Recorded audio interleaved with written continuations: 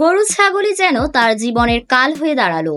ইফাতের ছাগল কাণ্ড নিয়ে বেশ কিছুদিন ধরেই আলোচনায় ছিল এই সাদেক অ্যাগ্রো, কারণ তার সব গরু ছিল উচ্চবংশীয় সার্টিফিকেট প্রাপ্ত গরু। আবার তার একটা উচ্চবংশীয় সার্টিফিকেট প্রাপ্ত ছাগল ছিল, যেটার দাম এই গরু মাফিয়া হাঁকিয়েছিল 15 লক্ষ টাকা। এরপর সেই ছাগল ইফাত নামের এক যুবক কিনে। এরপরে ইফাতের বাবা এই ছাগলের জন্য তার সাথে সম্পর্ক শেষ করে দেয়। এই নিয়ে বেশ কিছুদিন নেটপাড়া ছিল সরগরম।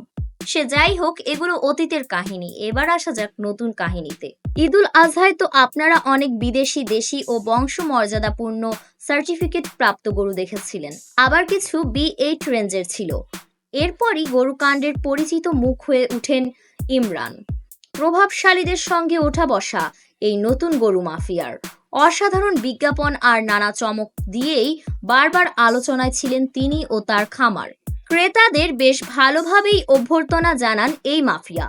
দেখলে মনে হয় এই সাদেক অ্যাগ্রো ঘিরেই পরিচালিত হয় তার সকল কার্যক্রম। কিন্তু এই খামারের আড়ালে দিন দিন বেড়ে উঠেছে এক গরু মাফিয়া।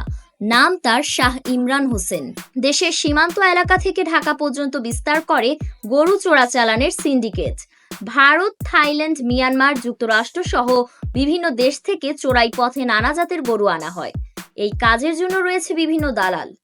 এই পর্যন্ত অনেক দালালি দেখেছি ভাইরে, এই প্রথম গরুর দালাল আর গরুর মাফিয়া দেখলাম। দেশের বিভিন্ন জায়গায় নাকি রয়েছে গরু রাখার গোপন জায়গা। ঢাকার বছিলায় গরুর মাফিয়া খাল দখল করে গড়ে তুলেছেন অ্যাগ্রো ফার্ম। প্রয়োজন হলেই ব্যবহার করেন তার সঙ্গে ঘনিষ্ঠ প্রভাবশালী রাজনীতিবিদ, আমলা এবং ব্যবসায়ীদের। এই যেন এক নতুন রাজনীতি, তাও গরু ব্যবসার। আর এই খাতের অনিয়ম দেখার দায়িত্বে থাকা প্রাণী সম্পদ অধিদপ্তর ও এই মাফিয়ার হাতের মুঠোয়। কথা মতো না চললে অন্য খামারিদের বিরুদ্ধে যখন তখন মামলা ঠুকে দেন তিনি। দাপট দেখিয়ে বাংলাদেশ ডেইরি ফার্মস অ্যাসোসিয়েশনের সভাপতি পদ দখল করে নিয়েছেন শাহ ইমরান হোসেন। ভাবতে পারছেন, এই যেন সিনেমাকেও হার মানাচ্ছে।